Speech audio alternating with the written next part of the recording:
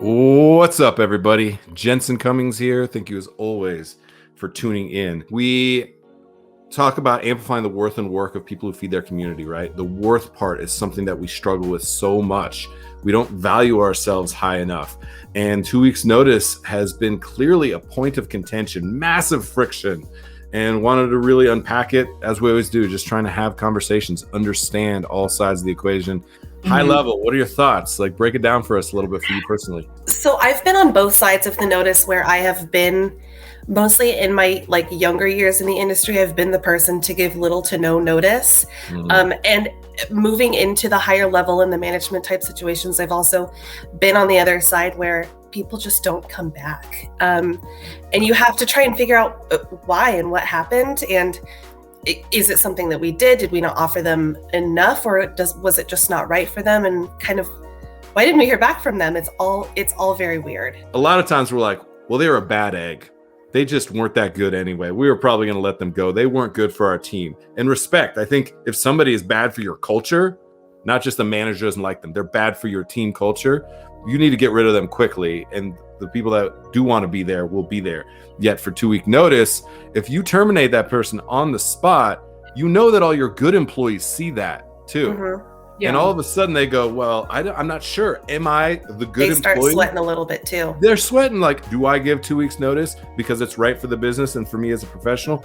Do I not give 2 weeks notice because I might be the kind of person who has to go through the drama of getting shit canned on the spot? Like, that is a lot of anxiety to put somebody through. I mean, it obviously does it made me feel very uneasy whenever I've been in a kind of work environment like that. But I did have, a mentor of mine mention to me once upon a time not to burn bridges, because people do, they do call your references. They do check up on your background to see, were you a reliable employee? And unfortunately, if, it gets around to where they call one of your references and they don't give you a good reference, you don't get the job. So it's a double-edged sword. I had to think really hard about it. Why did I leave these jobs that I left with such little to no notice? And I can say pretty confidently, now that I've really kind of simmered over it, is that they weren't the kind of work environments that I knew that I wanted to keep myself in. I pushed myself so far to try and make it be for me that I hit a breaking point. And I was like, I can't come in another day. I will not be in a good place. For the most part, I've had a pretty good experience in terms of mentors or management that I've had.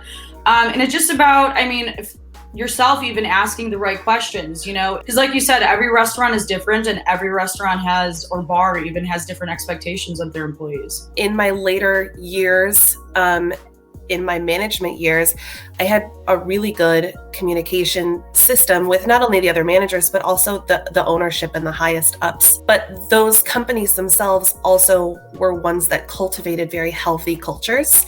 So I knew that if I was having a hard time, and this happened once, I worked for a catering company, I was having a really rough go of things in my personal life.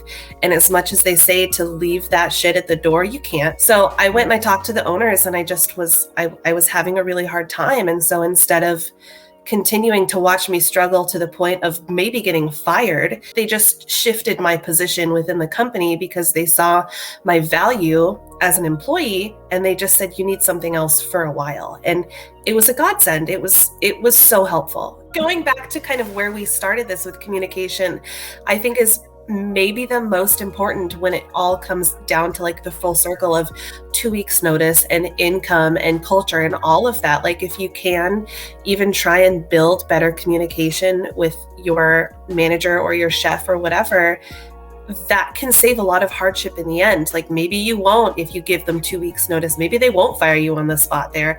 Or maybe you can tell them, I'm having a hard time with this in my life or this financially. What else can you give me? What else can you offer me? It just creates a healthier work environment. And I really think that is kind of the stem of so many issues.